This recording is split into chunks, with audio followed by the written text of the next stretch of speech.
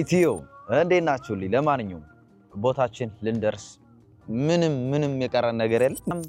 יש איזשהו נקודת תצפית על ההר, אז אני הולך להראות לכם. זה הולך להיות ממש יפה. የሚገርም ትልቅ የሆነ ተራራ አለ እዚህ ጋር אחי, אנשים מגיעים לפה, אשכרה, מגיעים על לפה ברכב, ואתם אומרים להם לא להיכנס כאילו. מה?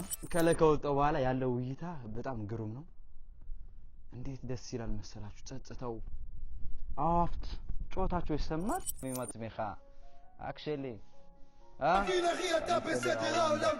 ከዚህ ቀጥሎ ደግሞ የተለየ ቦታ ወስዳቸዋለሁ ማለት ነው። አይ ላቭ የሩኻም እስራኤልን ከማደንቅላት በጣም ትልቅ ጥበቦቿ አንዱ ይሄ ነው። ትንሽ ነገሮችን በትልቁ መንከባከብ ይችላሉ። ምናልባት መጽሐፍ አንባቢነን ማንበብ እንፈልጋለን የምትሉ ልጆች ካላችሁ አውሩኝና እሰጣችኋለሁ። መጽሐፉን አንብባችሁ ትመልሳላችሁ ማለት ነው።